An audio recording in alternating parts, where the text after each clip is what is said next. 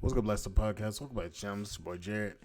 And, ladies and gentlemen, we're going to be talking about a video from Angry Guy.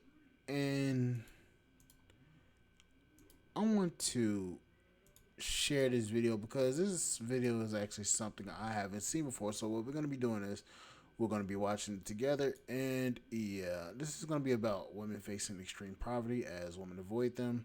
But I'm going to name the title something different. But we're going to take a look at this video, and we're going to make an accurate description, or I say an accurate explanation to this all. Let's get into this. Quite interesting. A radical idea from Victoria's Secret: stop using ugly people to sell underwear, Leo. Yeah, that's my side hustle, John. So Victoria's Secret has dropped feminist makeover after sales slump. It's dropping its feminist makeover and bringing back sexiness as it tries to reverse falling sales. So the company retired its traditional catwalks with its signature angels in 2018 and declared its aspiration to be the world's leading advocate for women.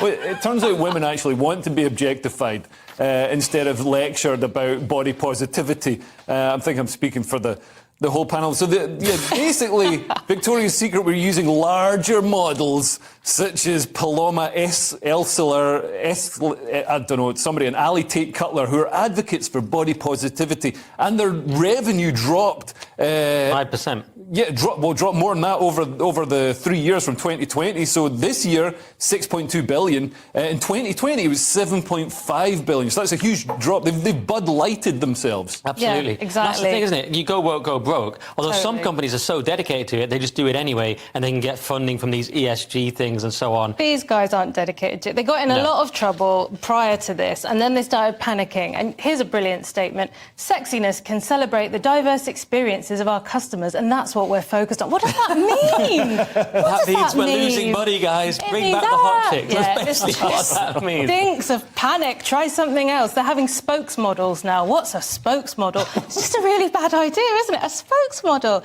Yes. Fantastic. It's quite strange. It's a bit of confusion in the modern culture. It says executives now plan to prioritise sex appeal over female empowerment. We were told they were the same thing lots of times. Yeah, I thought sex work was work, and it was all totally up to me if I want to be really, really sexy. And I want to hear the political opinions of a lingerie model about as much as I want to see Gordon Brown in lingerie. Yeah. What's really funny is they're now trying to fudge it and sort of, we're still empowering. So they came up with this phrase, sexiness can be inclusive. I mean, what does that mean? It can't. It specifically can't. Not only does that not make sense, it's the exact opposite. If you think everyone's sexy...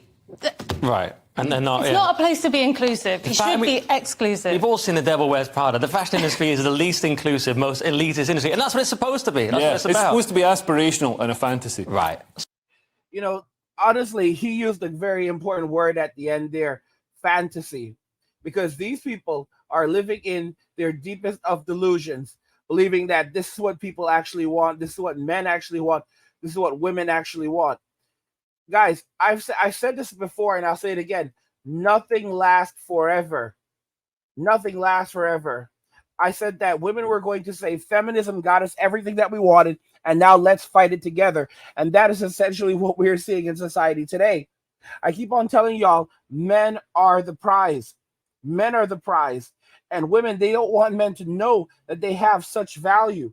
They don't want men to know that they are the ones that have the real power in the relationship. Because if men wake up to this, then what do women actually have? Women have nothing. And it becomes much more difficult for them to even argue. They truly are in a place of misery and destitution right now. That's where everything is heading. And you have to really understand that women have to be kept in check. Because if women are not kept in check, they will run amok, they will speak jazz, they will be disrespectful. They will think that they are the ones with the power. They are the ones with the value. They are the ones with the prestige. They really are not. So you heard what Angry Guy said, and you heard what the news channel said. Now, here's my perspective on the whole thing. Body positivity was a movement of a lot of women that wanted to say that they were sexy. Now, everybody has their own opinions on sexiness. So we're not even gonna go into that. But the thing about this is too, women buy lingerie so that they can surprise and they can excite their man. Now, when it comes to this about the whole gender thing, the not gender thing, the relationship thing, a lot of men are seeing a lot the way that a lot of these women are acting and moving. They don't even want to deal with it.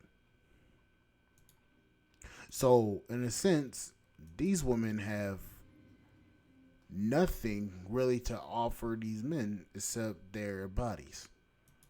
So, when you really want to be honest and be quite honest about the entire thing,